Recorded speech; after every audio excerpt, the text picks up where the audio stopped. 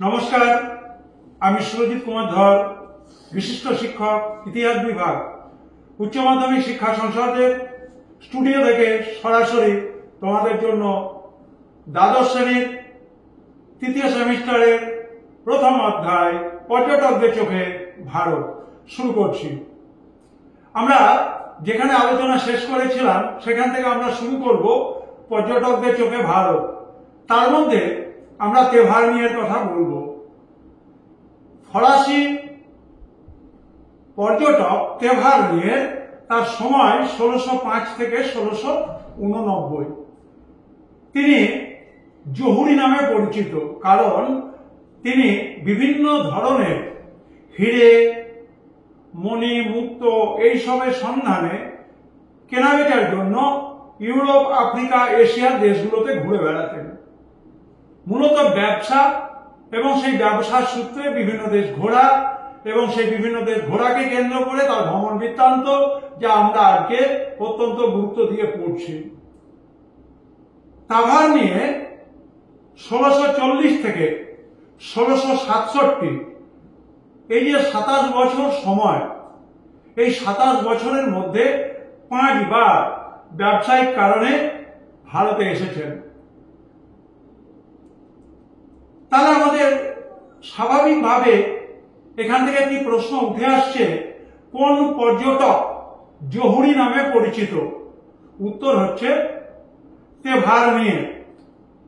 এবং তিনি 10ম থেকে 17শ শতকে ভারতে আসা পর্যটকদের মধ্যে তালিকায় একজন গুরুত্বপূর্ণ পর্যটক। তিনি ভারতের অর্থনীতি, ভারতের দুর্ভিক্ষ, অভিজাতদের বিলাসবহুল জীবনযাত্রা, ভারতের বিভিন্ন বন্দর শহরের কথা তুলে ধরেছেন। বিশেষভাবে তিনি তার বর্ণনাতে ঢাকা, কাশিমবাজার, আগ্রা, বুরহানপুর, সুরাট, বারাণসী, পাটনা, দৌলতাবাদ এই সমস্ত জায়গার কথা বলেছেন। তিনি হীরের খনি হিসেবে রমল্লা কোট এবং কল্লুরের কথা বলেছেন। স্বাভাবিকভাবে তোমাদের এখানে এমসিকিউ এর জন্য বিবেচিত প্রশ্ন, সেটি হচ্ছে হীরের খনি একটি কেন্দ্র। ওখানে 4টি বিকল্প থাকতে পারে, তার মধ্যে আমি যে দুটো নাম বললাম, রমল্লা কোট এবং কল্লুর, এর নাম থাকবেই। ব্যবসা বাণিজ্যের কেন্দ্র হিসেবে তিনি যে সমস্ত জায়গাগুলোর কথা আমি আলোচনা করলাম সেগুলোর কথা তিনি বলেছেন, কিন্তু তিনি যে সমস্ত শিল্প পণ্যের কথা বলেছেন তার মধ্যে মসলিন ছিল, তার মধ্যে বিভিন্ন ধরনের ওড়না, রুমাল, বিছানার চাদর অর্থাৎ ক্যালিকোর কথা তিনি বলেছেন। তিনি মছলিপত্তনম বন্দরের কথা বলেছেন এবং সেই মছলিপত্তনম বন্দর থেকে বাংলা, আরাকান মানে ব্রহ্মদেশের কিছুটা অংশ, পেগু, কোচিন, চীন, Sumatra, Manila, Hormuz, Mecca, Madagascar এই অঞ্চলের সঙ্গে ব্যবসা বাণিজ্যের কথা তিনি বলেছেন। স্বাভাবিকভাবে এগুলো বেশিরভাগই হচ্ছে বৈদেশিক বাণিজ্য, কারণ মক্কা আরব দুনিয়াতে অবস্থিত এবং সুমাত্রা অবশ্যই তোমরা জানো যে ইন্দোনেশিয়ার একটা অংশ হিসেবে এখনো আছে।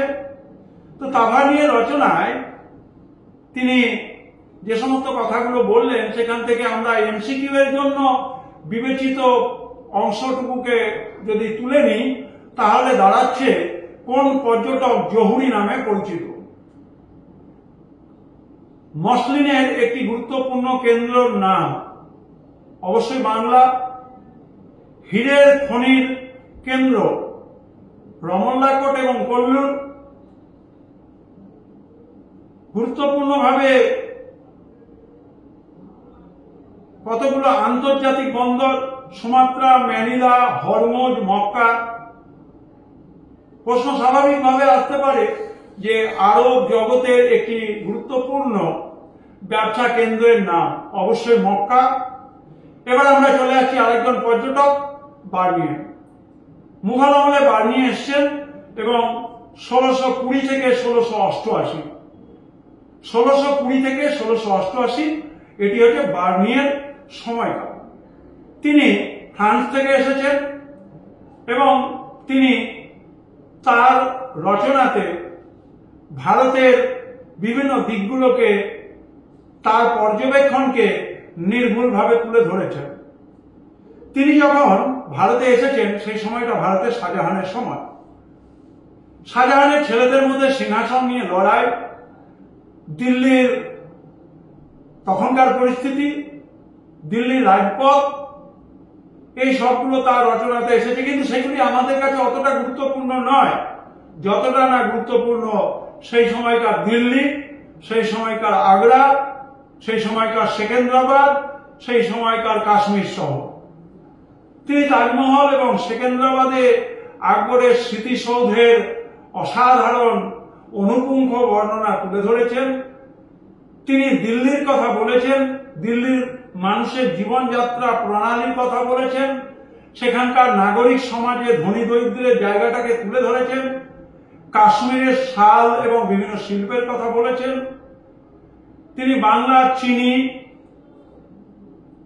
সেই সময় আরব এবং পারস্য দেশে এতটাই সমাদৃত ছিল যে বাংলা থেকে চিনি আরব এবং পারস্যে যেত। সুতিবস্ত্র, রেশম, নীল, বাংলার মিষ্টি, তার কথা তিনি খুব সুন্দরভাবে তার বিবরণীতে তুলে ধরেছেন। এখন আমরা এই সমস্ত পর্যটকদের যে রচনা পেলাম, সেই রচনা থেকে আমরা সেই সময়কার সমাজ, ধর্ম এবং সমাজে যে চারটি বর্ণ, ব্রাহ্মণ, ক্ষত্রিয়, বৈশ্য, শূদ্র, এরা তো ছিল, এর বাইরেও তাদের লেখা থেকে ফুটে উঠেছে একটা অন্তজ শ্রেণীর কথা। বিশেষভাবে আলবিরুনি তার লেখাতে ব্রাহ্মণ, ক্ষত্রিয়, বৈশ্য, শূদ্র এই চারটে শ্রেণীর নিচে যারা ছিল তাদেরকে অন্তজ বা ডাউনট্রডেন বলে চিহ্নিত করছেন। এদের কোনো বর্ণ ছিল না, এরা ছিল বিভিন্ন পেশা এবং বিভিন্ন বৃত্তি, যেমন মুচি, জাদুকর, নৌচালক, জেলে, তাঁতি, পশু শিকারী, এই সমস্ত পেশা, এবং এই সব মানুষকে আলবিরুনি অন্তজ শ্রেণীতে অন্তর্ভুক্ত করেছেন। সর্বনিম্ন শ্রেণী সমাজে যারা ছিল তারা হচ্ছে চণ্ডাল এবং ডোম, এদেরকে বলা হতো সর্বনিম্ন সমাজের স্তর। এবং সেই সময়কার বিচারে বর্ণ কিন্তু পরিবর্তনশীল ছিল। অর্থাৎ আমার বলার উদ্দেশ্য, পেটের টানে যে কোনো মানুষ অন্য জীবিকা অবলম্বন করে বেঁচে থাকার রাস্তা খুঁজে নিতে পারত, এটাকেই বলা হচ্ছে বর্ণ পরিবর্তনশীল। এবং একই সঙ্গে আলবিরুনির রচনাতে হিন্দু সমাজের অবক্ষয়, কুসংস্কার, জাতপাত, অস্পৃশ্যতা, এই সবগুলো ফুটে উঠেছে। সমাজ দ্বিধাবিভক্ত ছিল, একদিকে ছিল শাসক আর একদিকে ছিল শাসিত। এই কথাও কিন্তু লেখকদের রচনাতে, তাদের বিবরণীতে ফুটে উঠেছে। ধর্ম বলতে গেলে আমরা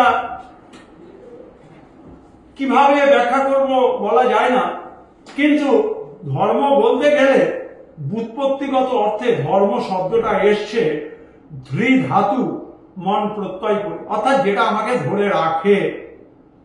একজন মানুষের ধর্ম যে মানুষ থেকে সে দেবত্বের জায়গায় যেতে পারে। জলের ধর্ম উপর থেকে নিচের দিকে আসা।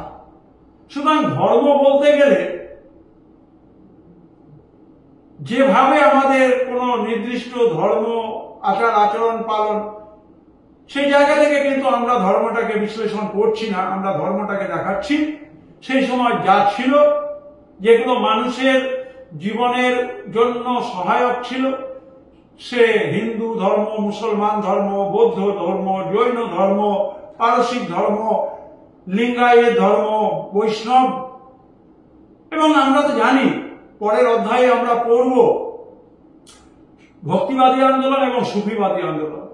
আমরা দক্ষিণ ভারতে দেখব এই সময় নাইনার এবং যার বহু বচন হচ্ছে নায়নমার এবং আলোয়ার বা আটওয়ার, এই যে সাধকরা এরা দক্ষিণ ভারতের মাটি থেকে ভক্তিবাদী আন্দোলন শুরু করে। সুতরাং এই অধ্যায়ে পর্যটকদের চোখে ধর্ম, নাইনা সম্প্রদায়, আলোভার সম্প্রদায় এদের কথা ফুটে উঠেছে বিভিন্ন ধরনের ধর্মীয় ভিক্ষুদের কথা, সন্ন্যাসীদের কথা, শিক্ষার্থীদের কথা, দেবদাসী প্রথার কথা। এবং তোমরা জানো দক্ষিণ ভারতে এই সময় দেবদাসী প্রথা অত্যন্ত জনপ্রিয় ছিল। এবং আমাদের এই সময় সমাজে একটা নতুন অভিঘাত, অর্থাৎ আমরা দেখতে পাচ্ছি তুর্ক আফগান শক্তি, মুঘল শক্তি ভারতবর্ষের মাটিতে চলে এসেছে এবং সমাজ দুটো ভাগে ভাগ হচ্ছে, একটা হচ্ছে হিন্দু সমাজ আর একটা হচ্ছে মুসলিম সমাজ। এবং সেই হিন্দু সমাজ মুসলমান সমাজ একেবারে পরিষ্কারভাবে তার ভাগটাকে যদি আমরা এড়িয়ে গিয়ে আরো ভিতরে যাওয়ার চেষ্টা করি, তাহলে আমরা দেখব তুর্কি, আফগান, ভারতীয় মুসলমান, ইরানি, আফগানি, এই সমস্ত বিভিন্ন ধরনের ছোট ছোট উপবিভাগের কথা এখানে উঠে আসছে। এবার আমরা আমাদের যে আলোচনাটুকু রাখলাম সেই আলোচনা থেকে এমসিকিউ এর প্রশ্নগুলো আমাদের একটু ঝালিয়ে নিতে হবে। কি ঝালিয়ে নেব? আমরা ঝালিয়ে নেব যে এখানে বার্নিয়ের লেখাতে শিল্পের গুরুত্বপূর্ণ জায়গাগুলোর কথা আছে, তাজমহলের কথা আছে, সেকেন্দ্রাবাদের কথা আছে। এই সমস্ত জায়গাগুলো থেকে তোমরা এমসিকিউ এর প্রশ্ন খুব ভালোভাবে মনে রাখতে পারো। পর্যটকদের যুবরাজ বা প্রিন্স অফ দ্য ট্রাভেলার কাকে বলা হয়? অবশ্যই বার্নিয়েকে বলা হয়। এটা তোমাদের মনে রাখতে হবে। প্রিন্স অফ দ্য ট্রাভেলার, পর্যটকদের যুবরাজ নামে কোন পর্যটক পরিচিত? উত্তর হবে অবশ্যই বার্নিয়ে। আমরা আমাদের এমসিকিউ প্রশ্নের জন্য সমাজের ধর্মকে কেন্দ্র করে যে ভক্তিবাদী ধর্মের উদ্ভব, সেখানে দক্ষিণ ভারতের একটি গুরুত্বপূর্ণ মত অবশ্যই সেটা হচ্ছে নায়নার এবং আলভার। আমরা বলতে পারি যে দেবদাসী প্রথা ভারতবর্ষের কোন অঞ্চলে চালু ছিল? পূর্ব ভারত, পশ্চিম ভারত, উত্তর ভারত, দক্ষিণ ভারত? অবশ্যই উত্তর হবে দক্ষিণ ভারত। এইভাবে তোমাদেরকে আলোচনায় আসতে হবে। আমরা আলোচনা করলাম যে এখানে বিভিন্ন ধরনের ধর্মীয় সম্প্রদায় তার কথা এসেছে। আমরা দক্ষিণ ভারতকে দেখব যে এখানে খুব গুরুত্বপূর্ণ অনেক অনুশাসন ছিল এবং তার মধ্যে দক্ষিণ ভারতের মেয়েরা বিশেষভাবে যুদ্ধ বিদ্যায় পারদর্শিতা লাভ করেছিল। তাদেরকে বলা হতো যুদ্ধ উপজীবিনী। তাহলে প্রশ্ন আসতে পারে যে সমস্ত মহিলা যুদ্ধবিদ্যায় পারদর্শী তাদেরকে কি বলবে? উত্তর হচ্ছে যুদ্ধ উপজীবিনী। এবারে আমরা আসছি, এখানে বিভিন্ন সমাজে উচ্চবিত্ত ছিল, মধ্যবিত্ত ছিল, সাধারণ মানুষ ছিল এবং সেখানে হিন্দু মুসলমান সম্পর্কের জায়গাটা অত্যন্ত গুরুত্বপূর্ণ মাত্রা পেয়েছিল। এইভাবে আমরা বাংলার ইতিহাসে পাল যুগের কথা দেখব এবং সেই পাল যুগে সংস্কৃত, কাব্য, ব্যাকরণ, অলঙ্কার, দ্বন্দ্বশাস্ত্র, ধর্মতত্ত্ব, নাটক, বিভিন্ন ধরনের সাংস্কৃতিক বিকাশের একটা চূড়ান্ত সীমা আমরা লক্ষ্য করি। আমরা আধ্যাত্মিক চিন্তা সম্পর্কে 5টা গ্রন্থের যিনি রচয়িতা তার নাম হচ্ছে শ্রীধর ভট্ট। ন্যায়শাস্ত্রের পণ্ডিত অভিনন্দ, বৌদ্ধ ব্যাকরণবিদ মৈত্রেয় রক্ষিত। আমরা বিভিন্ন ধরনের বিখ্যাত ব্যক্তির গ্রন্থের নাম এখানে আমরা জানতে পারব। আমরা দায়ভাগ অবশ্যই জীমূত বাহন, তার কথা এখানে আলোচনায় আসবে। আমরা 168টি গ্রন্থের রচয়িতা অতীশ দীপঙ্কর শ্রীজ্ঞান, একজন বাঙালি, তিনি বৌদ্ধ, তাকে আজও তিব্বতে মানুষ দেবতার জ্ঞানে পুজো করে। অতীশ দীপঙ্কর শ্রীজ্ঞান, তিনি 168টি গ্রন্থ লিখেছিলেন। আমরা প্রজ্ঞা পারমিতা, পিণ্ডার্থ প্রদীপ, সংগ্রহ গর্ভ, এই সমস্ত গ্রন্থগুলোর কথা জানব। আমরা জানি যে আমাদের সংস্কৃত সাহিত্যের ক্ষেত্রে সেন যুগ অত্যন্ত গুরুত্বপূর্ণ। বল্লাল সেনের দান সাগর, অদ্ভুত সাগর, এছাড়া আচার সাগর, প্রতিষ্ঠা সাগর, ব্রত সাগর, এই সমস্ত গ্রন্থের নাম। বল্লাল সেনের গুরু অনিরুদ্ধ, তিনি হিন্দু অশোচ সাধ্য বিষয়ের গ্রন্থ রচনা করেছিলেন। সেটার নাম হচ্ছে হারলতা পিতৃদ্বৈতা ছিল। লক্ষণ সেনের মন্ত্রী হলায়ুধ রচনা করেছিলেন ব্রাহ্মণ সর্বস্ব, মীমাংসা সর্বস্ব, বৈষ্ণব সর্বস্ব, 5টা গ্রন্থ।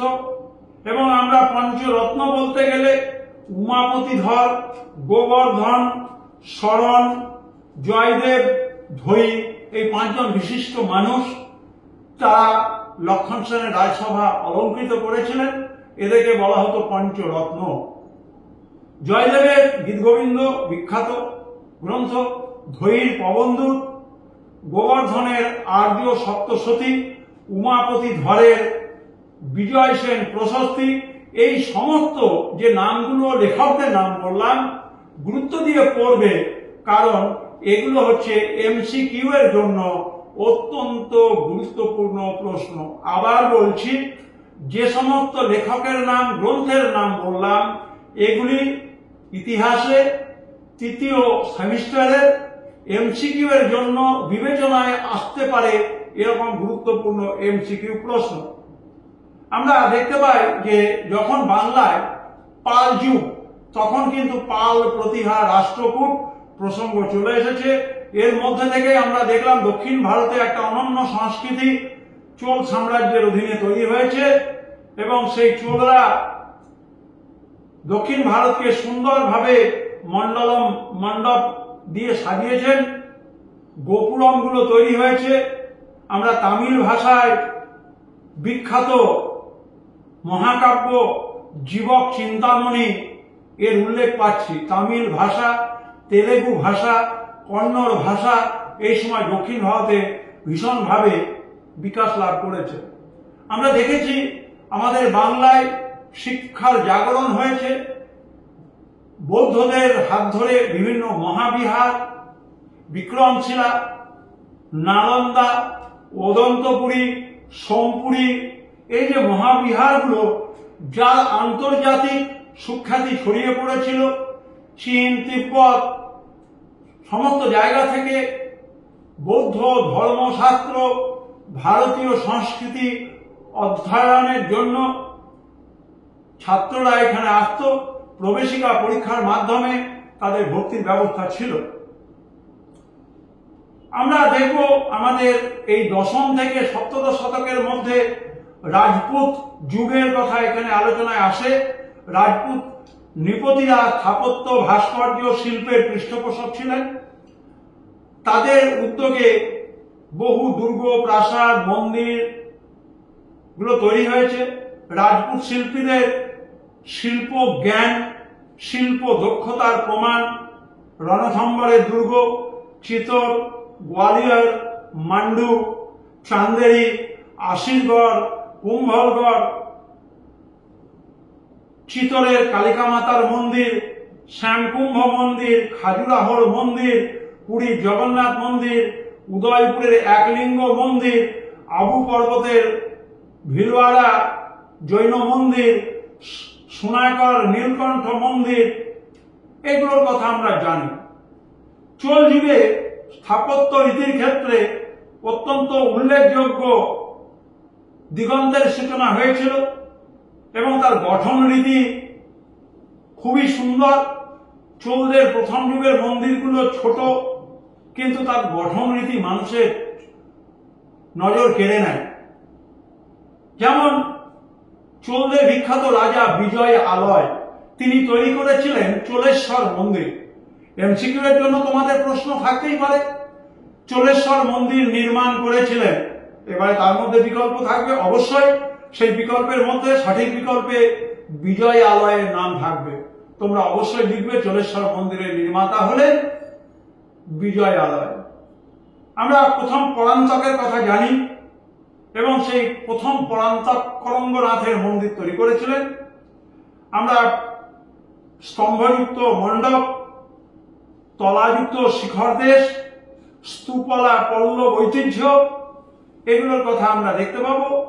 এবং করঙ্গনাথের মন্দির, সেই করঙ্গনাথের মন্দিরে কিন্তু দ্রাবিড় স্থাপত্য শৈলীর নিদর্শন আমরা পাচ্ছি। তাহলে দ্রাবিড় স্থাপত্য শৈলী, এটি হচ্ছে দক্ষিণ ভারতে একেবারে আদি ঘরানার একটা স্থাপত্য শৈলী। সুতরাং সেখান থেকে আমরা নাম বলবো করঙ্গনাথের মন্দির হচ্ছে দ্রাবিড় স্থাপত্যের অনন্য নিদর্শন। আমরা রাজপুত যুগের কথা বললাম, আমরা চোল স্থাপত্যের কথা বললাম, চিত্রকলারও ভীষণ উন্নতি হয়েছিল, সাহিত্য, এবং তার মধ্যে যেহেতু আমাদের আলোচ্য সময়সীমার মধ্যে আমরা তুর্কি এবং মোগলদেরকে পাচ্ছি, অতএব তুর্কিদের আধিপত্যে ফার্সি ভাষার বিকাশ, ফার্সি ভাষার বিকাশ এবং সেই ফার্সি ভাষা দরবারি ভাষাতে পরিণত হয়েছে। আলাউদ্দিন খলজি এবং তার দরবার ফার্সি ভাষার জন্য বিখ্যাত হয়ে উঠেছিল। আমরা আমির খসরুর কথা জানি, তিনি ফার্সি ভাষার সাহিত্যিক। বলবন আলাউদ্দিন খলজি হয়ে গিয়াসউদ্দিন তুগলকের তিনি পৃষ্ঠপোষকতা লাভ করেছেন। তাকে বলা হয় হিন্দুস্থানের তোতা পাখি। হিন্দুস্তানের তোতা পাখি কাকে বলা হয়? আমির খসরুকে। এমসিকিউ এর জন্য গুরুত্বপূর্ণ অংশ, তার লেখা বিখ্যাত বই খাজাইন উল ফুতুহ, তারিখি আলাই, তুঘলকনামা, মিফতা উল ফুতুহা। এবং এই সময়কার বিখ্যাত ঐতিহাসিকের মধ্যে মিনহাজউদ্দিন সিরাজ, জিয়াউদ্দিন বারানি, শামসুদ্দিন সিরাজ আফিফ, ইজামি, এদের নাম আমরা পাচ্ছি। সুতরাং এদের লেখা বিখ্যাত বইগুলোর কথা আমরা জানবো, যেগুলো আমাদের এমসিকিউ এর জন্য গুরুত্বপূর্ণ। আমরা তুতিনামা বলে একটা গ্রন্থের নাম জানি। সেই তুতিনামা নামক যে গ্রন্থটি, সেই গ্রন্থটি সংস্কৃত থেকে ফার্সি ভাষায় অনুবাদ হয়েছিল। অতএব তুর্কিদের হাত ধরে আমাদের বাংলা এবং ভারতের বুকে অনুবাদ সাহিত্য কিন্তু আমরা পেলাম।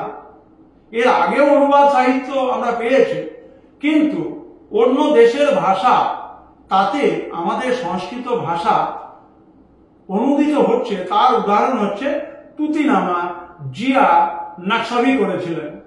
উর্দু সাহিত্য আমরা পাচ্ছি এবং সেই উর্দু সাহিত্যে আরবি ফার্সি ভাষার ব্যবহারের যে জায়গাটা, সেটা কিন্তু উঠে আসছে। আরবি ফার্সি সংমিশ্রণে উর্দু ভাষা। ওয়ালি, হাতিম, খান আরজু, এরা কিন্তু এই ঘরানার গুরুত্বপূর্ণ ব্যক্তিত্ব। আমরা এই সময় গুরুমুখী লিপি, পৃথ্বীরাজ রসৌ চাঁদ বরদয়ের লেখা, আমরা এই সময় দেখতে পাচ্ছি নামদেব, জ্ঞানেশ্বর, একনাথের দোহাগুলো মারাঠি ভাষায় রচিত। আমরা আগে জানতাম যে কবিরের দোহা, এখন আমরা আরো তিনজনের নাম জানলাম। একজনের নাম হচ্ছে জ্ঞানেশ্বর, একজনের নাম নামদেব, একজন হচ্ছেন একনাথ। যখন তোমাদের আমি ভক্তি সুফিবাদ পড়াবো, সেই অধ্যায়ে উত্তর পশ্চিম ভারতে যে আমাদের ভক্তি সুফিবাদের যে জায়গাটা, সেখানে উত্তর পশ্চিম ভারতে ভক্তি ধর্মকে জনপ্রিয় যার হাত দিয়ে আমরা দেখলাম, সেটা হচ্ছে জ্ঞানেশ্বর, তুকারাম। আমরা একনাথ, এদের নাম জানতে পারলাম এবং জানতে পারলাম কবিরের দোহার মতো এরাও দোহা রচনা করেছিলেন। কন্নড়, তামিল, তেলেগু, মালায়ালাম ভাষার কথা আমরা জানতে পারলাম। বিভিন্ন ধরনের সংক্ষিপ্ত নাম, ছুটি খাঁ, পরাগলি, মহাভারত, এগুলো কিন্তু এই সময় গুরুত্বপূর্ণ আলোচ্য বিষয়। এই সমস্ত জিনিসগুলি তোমাদেরকে মনে রাখতে হবে এবং গুরুত্ব দিয়ে পড়াশোনা করতে হবে। আমরা একেবারে আমাদের আলোচনার শেষ না হলে প্রায় শেষের দিকে এসেছি। আমরা গুরুত্বপূর্ণ কতগুলো গ্রন্থ, যেমন ইসামির লেখা ফুতুহা উস সালাতি, ফিরোজ তুগলকের ফতোয়া-ই জাহানদারি, তোমরা আগেই জেনেছো যে ভারতের তোতা পাখি আমির খসরু। আমরা চিকিৎসা জগতে আসব। সেই চিকিৎসা জগতে ইউনানি চিকিৎসা, এই ইউনানি চিকিৎসা আরব থেকে ভারতবর্ষে এসেছিল। পুরোপুরি আরবীয় মতে এবং আরবীয় চিকিৎসা পদ্ধতির ফসল হচ্ছে ইউনানি। এবং ইউনানি যে শব্দটা, আরবরা গ্রীসের যে চিকিৎসা পদ্ধতি তাকে কিন্তু অনুসরণ করত এবং আরবরা গ্রীসকে বলতো ইউনান। সেই ইউনান থেকে শব্দটা চিকিৎসা বিজ্ঞানে ইউনানি চিকিৎসা। ইউনানি চিকিৎসা আরবদের, ইউনান শব্দটা গ্রিক ভাষা থেকে, কারণ আরবরা গ্রিসদেরকে ইউনান বলতো এবং নতুন ধরনের চিকিৎসা পদ্ধতি আরবীয়রা তাদের সমাজে চিকিৎসা জগতে কার্যকরী করেছিল। তার নাম হচ্ছে ইউনানি চিকিৎসা। কাশ্মীরের সুলতান জৈনুল আবেদিন, তাকে আকবরের সঙ্গে তুলনা করা হয়। আমরা দেখতে পাবো যে স্থাপত্য নিদর্শনগুলো এবং বিশেষভাবে দিল্লির যে স্থাপত্য তাকে বলা হয় ইন্দো ইসলামীয় স্থাপত্য, মানে ভারতবর্ষ এবং আরব জগৎ পারস্যের যে শিল্প ঘরানা তাকে বলা হয় ইন্দো ইসলামীয় স্থাপত্য ঘরানা। এবং এটা কুতুবউদ্দিন আইবক দিল্লিতে তার সুলতানি তৈরি করবার পর থেকেই আস্তে আস্তে আমাদের ভারতবর্ষের বুকে এবং বাংলার বুকে এটা চলে আসে। এবং বিখ্যাত বিখ্যাত সুফি সাধক যারা ছিলেন, কুতুবউদ্দিন বখতিয়ার কাকি, তিনি একজন সুফি সাধক। তার জন্য কুতুব মিনার এবং কুতুবউদ্দিন আইবকের নির্মাণ কাজ শুরু করেন, কিন্তু তার জামাতা ইলতুৎমিশ এর নির্মাণ কাজ শেষ করেন। দিল্লি সুলতানি স্থপতি যদি হন কুতুবউদ্দিন আইবক, তাহলে প্রকৃত রূপকার হচ্ছেন ইলতুৎমিশ। আমরা দেখতে পাবো বাদাউনের জামে মসজিদ, হাউজি শামসি, শামসি ঈদগাহা, কি করলাম, শামসি ঈদগাহা, হাউসি শামসি এবং জামে মসজিদ বাদাউন, এগুলো সবই কিন্তু তুর্ক যুগের ফসল, মানে কুতুবউদ্দিন আইবকের সময়। আমাদের প্রাদেশিক স্থাপত্য রীতি গড়ে উঠেছিল। প্রাদেশিক স্থাপত্য রীতি বলতে গেলে বাংলা ছিল, আহমদনগর ছিল, বিজাপুর ছিল, গোলকোন্ডা ছিল, এই যে জায়গাগুলো ছিল, এখানে তাদের নিজেদের অঞ্চলের স্থপতিদেরকে কাজে লাগিয়ে এক বিশেষ ধরনের স্থাপত্য রীতি। যেমন আমি বলতে পারি বাংলার আদিনা মসজিদ, জালালউদ্দিন মোহাম্মদ সাহেব পান্ডুয়ারি 1 লাখি, গৌড়ের ছোট সোনা মসজিদ, বড় সোনা মসজিদ, কদম রসুল, এই যে স্থাপত্য নিদর্শনগুলো বললাম, এখান থেকে তোমরা অবশ্যই অবশ্যই ডায়াগ্রামের প্রশ্ন আশা করতে পারো। ধরা যাক একটি ছোট স্থাপত্যের ছবি দিয়ে দেওয়া হলো, ছবি দিয়ে ওখানে 4টি অপশন দেওয়া হলো। অবশ্যই যে ছবিটি রয়েছে অপশনে থাকা বিকল্পের যে কোনো একটি এই ছবির সঙ্গে মানানসই হবে। তোমাদের কাছে প্রশ্ন হিসেবে জানতে চাওয়া হবে, যে স্থাপত্যের ছবিটি দেওয়া হয়েছে সেই স্থাপত্যের নাম কি? তোমাদের অপশনে দেওয়া আছে। সুতরাং তোমরা অত্যন্ত পরিষ্কারভাবে, অত্যন্ত প্রমিনেন্ট ভাবে তোমরা জানতে পারছো। তোমাদের মনের মধ্যে যে ভয়টা ছিল যে আমরা অতি অল্প সময়ের মধ্যে তৃতীয় সেমিস্টার পরীক্ষা দিতে যাচ্ছি, বইগুলোতে এমসিকিউ হিসেবে নেই, বইগুলোতে অনেক বিস্তারিত ভাবে রয়েছে, তোমাদের ভয়ের কিছু নেই। কারণ তোমাদের পাশে আছে তোমাদের উচ্চ মাধ্যমিক শিক্ষা সংসদ, আর আমরা সর্বদাই উচ্চ মাধ্যমিক শিক্ষা সংসদের বার্তাবাহী হিসেবে, দূত বলে, প্রেরক বা বাহক হিসেবে তোমাদের পাশে দাঁড়িয়ে কাজ করতে পারছি, তোমাদেরকে এই সুযোগটা দিতে পারছি, এটাই সব থেকে বড় কথা। তো আমরা তোমাদেরকে মোটামুটি ভাবে প্রায় সমস্ত জিনিস নিয়ে আলোচনা করেছি। এবারে ফিরে আসবো তোমাদের জন্য প্রশ্ন।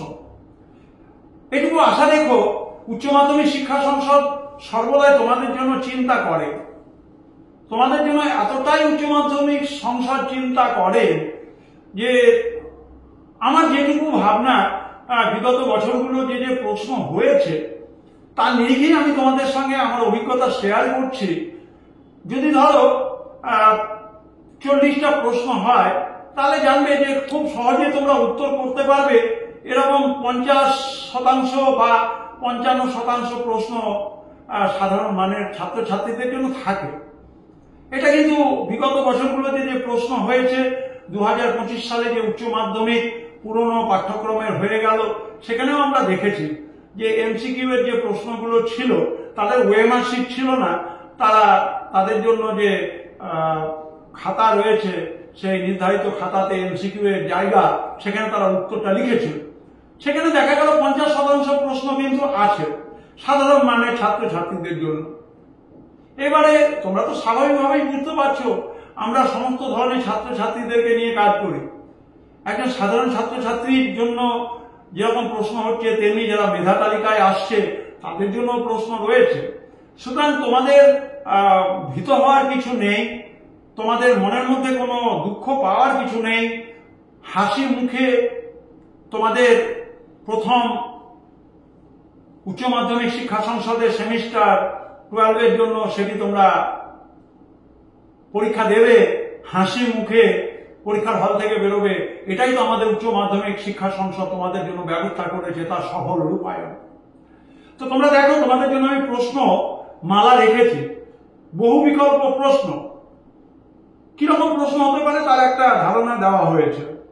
এবং এখানে যে প্রশ্ন রয়েছে, 6 নম্বর প্রশ্নটি দেখো, ইকতার শাসনকর্তাকে বলা হয় অপশন এ আমিল, অপশন বি মুক্তি বা ইকতাদার, নাম্বার সি সিকদার, নাম্বার ডি সাহেব সুবা। তোমরা জানো যে ইকতা এর সঙ্গে ইকতাদার, তাহলে স্বাভাবিকভাবে বি অপশনটা সঠিক হবে। লেখার সময় অবশ্যই তোমরা বড় হাতের বি লিখবে, ছোট হাতের বি লিখবে না। কারণ ছোট হাতের বি লিখলে পরে যেহেতু খাতাটি কম্পিউটার দেখবে, সে কিন্তু তোমাদের খাতাটাকে রিজেক্ট করে দেবে। অতএব তোমাদের সমস্ত অপশনগুলো এ বি সি ডি, এগুলো সবই কিন্তু বড় হাতের রয়েছে। এবং এখানে দেখো আমার যে নমুনা প্রশ্ন, সেখানে কিন্তু বড় হাতের রয়েছে। স্বাভাবিকভাবে তোমরা চেষ্টা করবে উত্তরগুলোকে বড় হাতে রাখতে। আমি আবার একটা প্রশ্ন 9 নম্বরে তোমাদের জন্য আলোচনায় রাখছি। মুঘল রাজস্ব ব্যবস্থার প্রবর্তক, অবশ্যই রেভিনিউ সিস্টেম এখানে আমরা দেখতেই পাচ্ছি। আকবর তিনি কি করেছিলেন?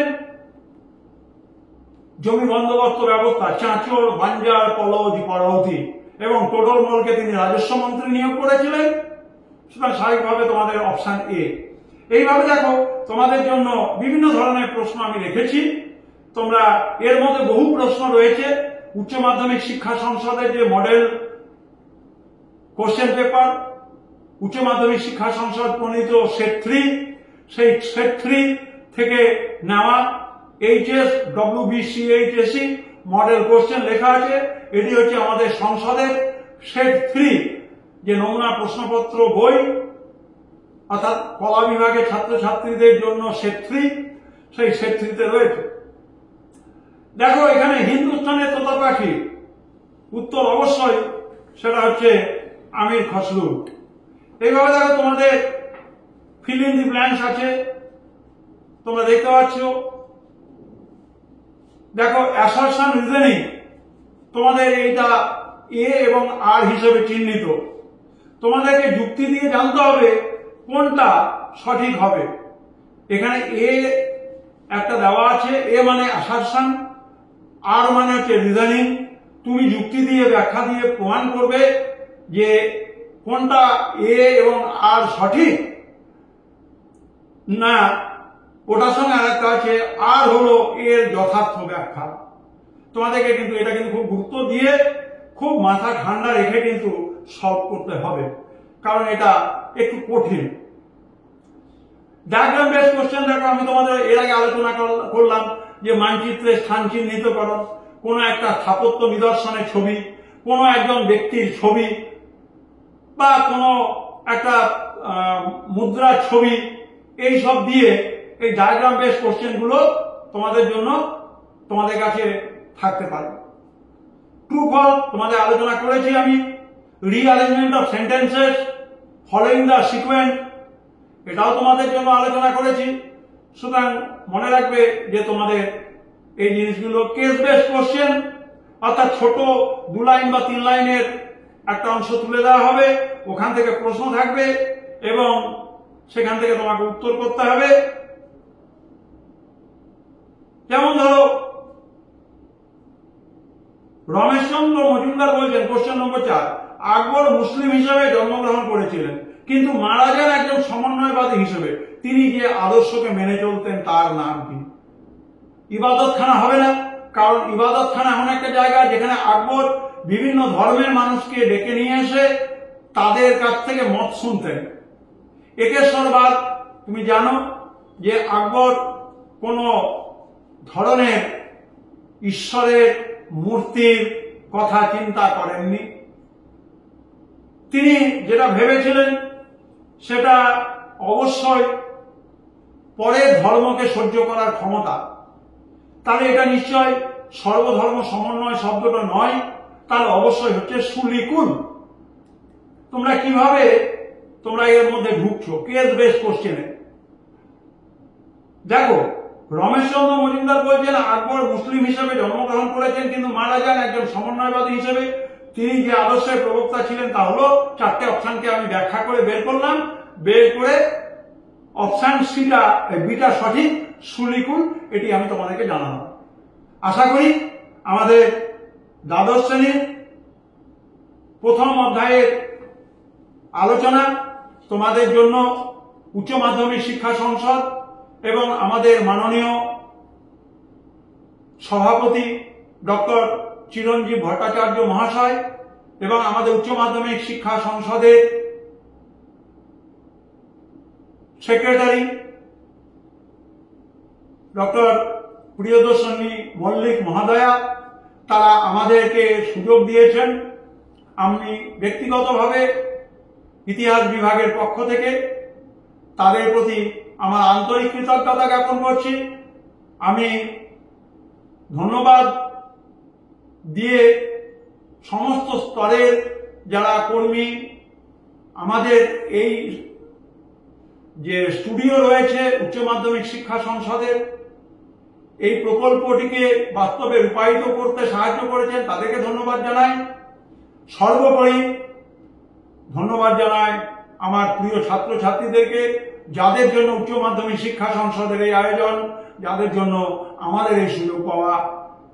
তোমরা সবাই ভালো থেকো, সবাই হাসি মুখে উচ্চ মাধ্যমিক সেমিস্টার পরীক্ষা দাও। আবার ফিরে আসবো আগামী দিনে অন্য অধ্যায়ে, অন্যভাবে আলোচনায়। সবাই ভালো থেকো। আমি আমার উচ্চ মাধ্যমিক শিক্ষা সংসদের মাননীয় প্রেসিডেন্ট এবং সেক্রেটারি উভয়কে আমার সশ্রদ্ধ প্রণাম, ধন্যবাদ, কৃতজ্ঞতা জানিয়ে শেষ করছি। নমস্কার।